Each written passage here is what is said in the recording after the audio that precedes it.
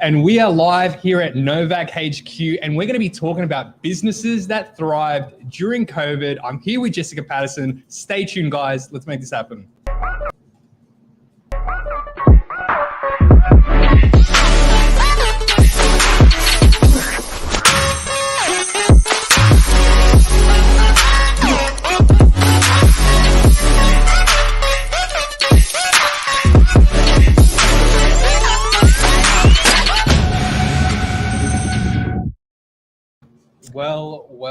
Well. Happy Monday. Happy Monday evening, everybody. It's Nathan ARAYA here. This is Jessica Patterson. Hi. Novak HQ on a Monday evening. We're going to be talking about businesses that thrived during COVID. It's been a little while. It's been 2 public holidays in a row. I know. Yeah. I feel like, and as we were like talking before we jumped on, it's like, who's done what? Where are we at? What are Ages. Yeah. So I think before we dive deep into this this topic we thought about today, you and I have now established a good, healthy work relationship. Jess and I didn't know each other when she worked here originally. We were in different departments. Different pods, you'd say. It was more of that high and by kind of a friendship until one day I think we realized that we both can speak Spanish to some degree. I speak Spanglish now. Spanglish? Yeah, I'm probably starting to speak Spanglish too. Yeah. But, it's great that, despite that we work in different departments, we can kind of mold together and give our different views and opinions over both the commercial and the residential sector. So tonight's topic is us exploring the businesses that thrived during COVID, the businesses that now continue to thrive in 2022, and what the future brings in that angle as far as commercial is concerned. We thought it would be a good topic. Although I worked in residential property management and now in residential sales, I worked for McDonald's, their head office, which obviously is commercial property, like conglomerate. Yeah. So we thought it would be good to do something in commercial property. So that's why today we're going to talk about businesses that thrived during COVID. And we've got some fun facts, different things to talk about. Beautiful. So we look at number one. So office property operators seem to have been something that did quite well, interestingly enough. Really strange. So IBIS did a report about the top 10 industries during COVID that were still the top 10 industries. So number 1, 2, 3. Number 6 was office property. And that was followed by 7 residential and 8 retail, which surprised me a little bit. Yeah, especially with retail being kind of more in the bottom. I mean, look, it was understandable, I think, with retail to some degree. I mean, with a lot of businesses, these big booming businesses that probably took up a lot of real estate to then minimize their space or have to close down shop, who probably didn't forecast, and like you would have anyway, like what to do if you were going to go through a global pandemic, or what angle could the business go in order to sustain or to grow. I think a lot of businesses forecasted this quite well and were able to utilize more of the delivery concept if we're talking about food operators, or businesses that thrived on online business per se and didn't need that strong front retail presence. I think it's definitely something that helped those other businesses kind of boom, really. I think also to consider is with a lot of the retail or other businesses that aren't offices, one of the things is that they have to pay a lot for fit out, construction, and during COVID, construction was much harder. So I know we found out at the McDonald's that was happening a lot. Building new stores, it wasn't that they didn't want to, or there wasn't the demand, it was that they physically couldn't. Yeah. And when it came to social distancing and everything like that, and when it came to people actually getting sick, getting a hold of contractors for a set amount of time was starting to become a really difficult thing. But it's quite interesting when you're looking at how offices, the flexibility that it came from, one, being able to work from home, and then being able to work in a, let's say, not even a bigger office space, but more of a compacted one that utilized resources much more efficiently, like a lot of Zoom calls and things like that. That's pretty interesting to have a look at. Or co-work. co-work spaces were really big, and I think they continue to stay relatively strong in this current market. Even, you know, the fact that we're based out on Northern Beaches, you know, a lot of the co-working spaces that we have here follow that same kind of the buzz, like from the city, that WeWork's attraction, which is really interesting. So, but it makes sense because, like, if you have children, there's people at home doing schoolwork, 1,000 things going on. Of course, you're going to want to go to an office environment. Like, now that everything's opened up, majority of people still want to go into the office at least a couple of days a week. Yeah. So regardless of if work from home, most companies are doing it, they still need to have an office space or somewhere that people can go. So those what are they? What's in Brookvale, I think, was an interesting site that we would have explored out a couple of months ago. And it's just being able to maximize space to such a degree, but also adding that element of, you know, it's something being really aesthetically pleasing, I think, as well. But I think with these sort of spaces, why they boom so much still now that we're in 2022, is I think a lot of us took for granted what it was like to actually go to a workplace and to have that communication or that constant communication with people, because that is what we were starting to lack, is that face-to-face interaction. So that booming now more so on the curve or at the end of COVID, it's great to see, and it's a real positive, I think. Yeah, definitely. So we had some as well. We did some research on just kind of business ideas or business models that thrived during COVID. The most obvious one is Zoom. Yeah. Clearly. I found a fact that in January 2020, Zoom had 56,000 downloads a month.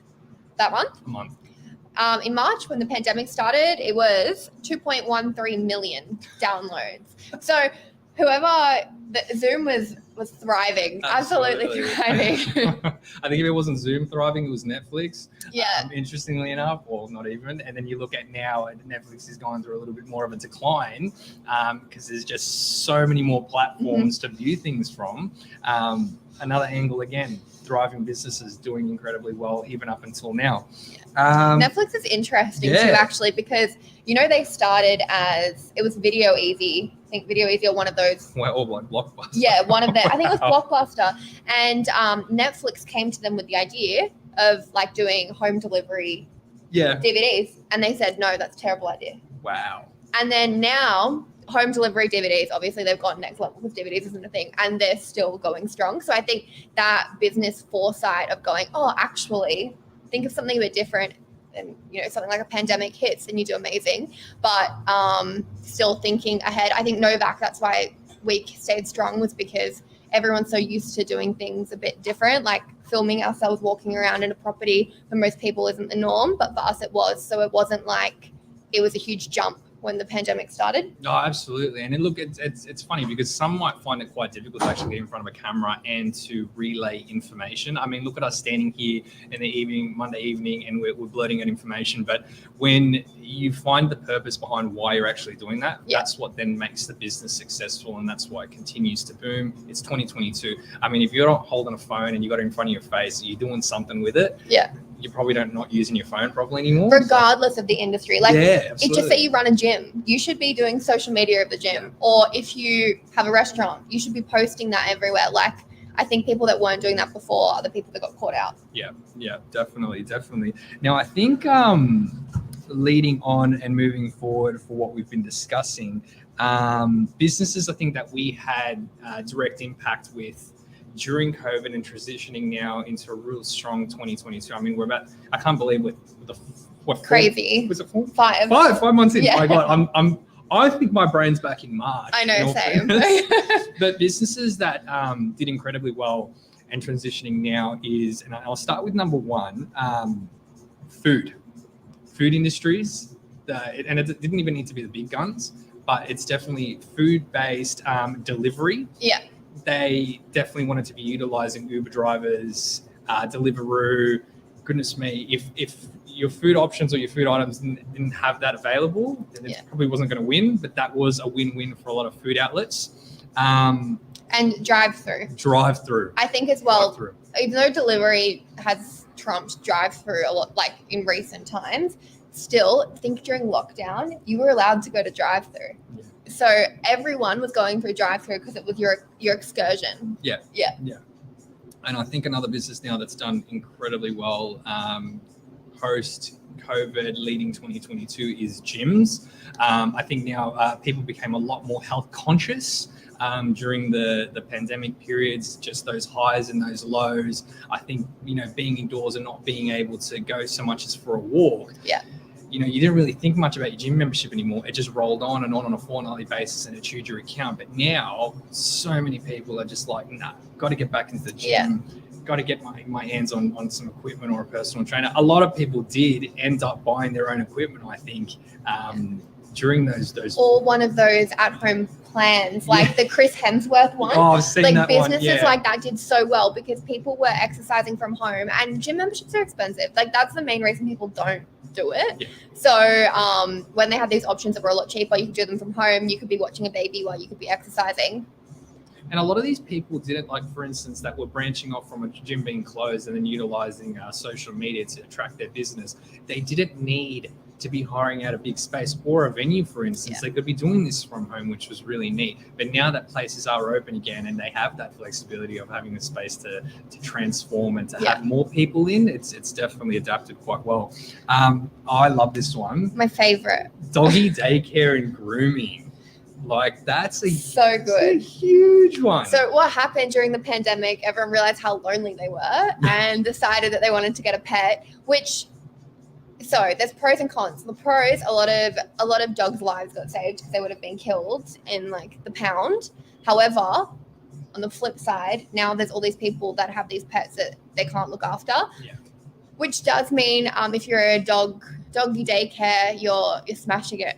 Yeah, and it's just such incredible market share I've noticed. I mean, look, I had someone that I've been working with quite closely in order to get them into an incredible property in Brookvale. And they said, statistically speaking, there's about 100,000 dogs alone in the Northern Beaches. There's about 3 or 4 doggy daycare and groomers. So of all those 4 to 5, which are booked out to the brim months in advance, there's tons of market share available. So they thought, you know what, let's just take advantage. Let's find a great site, a big site they could accommodate for another good chunk, about 20% worth of the Northern Beaches, and see what they could do. So fun one there to explore. Another real, I wouldn't say so much is creative, but what's creative is the mindset behind it. I worked really closely with a lot of barbershops, barbershop operators. A lot of them, it was really rough times. I mean, it's great to see that I can get a bloody haircut now without any troubles. But beforehand, for instance, barbershops, hairdressers were all closed. You almost had to do these sort of things in secret or underground. And a lot of those guys and women that were working in these big booming businesses were like, well, if I can't go now and if I can't operate in one amongst all these people, what if I just find a place for myself and I can pick and choose my times? I can have that control and that power. And I think that's what liberated a lot of those guys to say, I'll work out on my own. I don't have to worry anymore. And don't have to work for a big dog that's going to... Yeah. But now that what they've got to face is we're in 2022, 5 months in, now that I can think clearly, and it's like they got to start bursting the big guns. Yeah. The big boys. Now it's the hard times. Were you cutting your own hair? I tried. I tried. The back and the sides. Yeah. You had to get an extra pair of hands for. I had to go snipping the side. Yeah. But I had a real big slick. Nice. Yeah. Now it feels good. Mine, I was having at-home haircuts. But we doing all right? Yeah. It's doing okay. My partner was brave cutting my hair.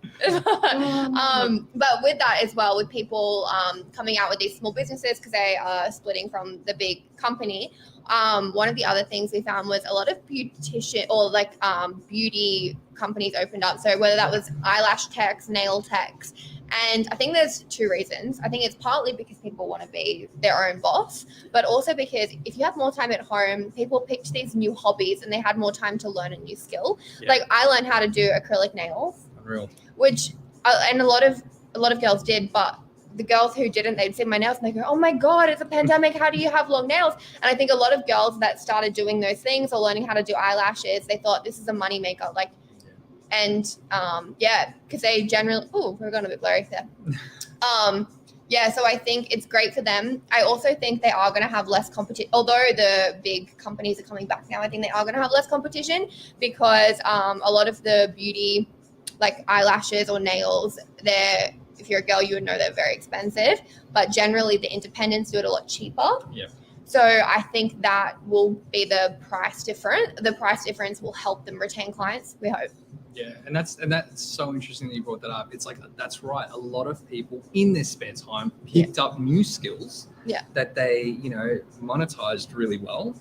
And I think if it went from learning a new skill, it was having that time to clearly identify a long-term goal that a lot of people had. And the next one that I wanted to touch on was, again, based on food, but I had an incredible delicatessen open up in Manly during it had to be the absolute peak of COVID. You didn't see the light at the end of the tunnel. And I had someone that was guns blazing, had an idea, had a concept, I wanted to bring it to life. And I guess one of the kicks I get out of on the weekends is when I drive through and see just how successful they're doing. And it's just the fact that they stuck to their guns and they knew what they wanted to do, and food was it. And just attracting, and it's too, it was a lot of people realizing that they didn't need to travel far to obviously get great food. It was embracing local business, the local corner shops, the stuff that you probably walked by. Well, it was both the sentiment of supporting local, but also the necessity. You didn't really have a choice because people went, especially when they you had an actual border that you weren't allowed out of. It was like a little country that you created within your own little. Exactly. So you learned to only go to those shops. So we've seen a lot of the local coffee shops, the local restaurants or local whatever have been thriving because people that would normally be working 9 to 5 in the city are now going to get their 11 o'clock, 3 o'clock coffee at the same coffee shop. Yeah. Now, what do we predict though for the rest of 2022? 5 months in, we've got about 7 months worth of predictions, seeing where it'll all go from here. I mean, what's your initial thought process on that? I think doggy daycares will pop up everywhere. Yep. I think that local business are going to struggle again, primarily not because of the big competitors, but because of rent's going to increase. Because we've seen 2 years of rents being on hold. Now all of a sudden there's going to be a higher rent. That's going to be the issue. That's kind of my predictions for it. I've got this interesting one where I think originally a lot of businesses, whether it be food or not food based, always had this thing where they had a flagship store. There was a big papa shop, and then it just branched out to medium-sized, smaller places. I think businesses now are this creative where they don't need to worry about a flagship store. They don't need a big store. Yep. They almost have these holes in the wall or something real small, not even too far apart, just less than a kilometer down the road, but it's where they can still hone in on their real strong customer base and just pocket areas and keep it growing, smaller pockets to grab. And I think that's an incredibly smart concept because they don't need to then spend much on rent. There's a lot of flexibility now with retail properties. Landlords were being a little bit more relaxed when it came to providing incentives and driving people to come in. They didn't want to have their assets sitting around empty for any longer. So it's just drawing those people in, and these real smart business owners have thought, let's maximize on that. Smaller places, and let's just keep growing the business just like that. That's my. We were talking about that with Marrickville pork roll. It's worth the drive if you haven't been there, but it's $7 for a pork roll, and they have 2 within 50 meters of each other and always aligned. Even 50 meters. So wow. So it's just, again, it's those smaller businesses, smaller properties, but just grabbing a corner and then grabbing another making corner. Your mark. Yeah, for sure. Your mark. It's incredible. I think we're out of time. Are we? Wow. Yeah. We could not shut up. I know. Well, it was an absolute pleasure. It was. Having you for this evening. We'll do another one in a month. I reckon. We'll try a month's time. We'll stop worrying. But guys, thank you so much for joining us. It was a pleasure, and we'll catch you on the next Novak News. Bye. Bye, guys.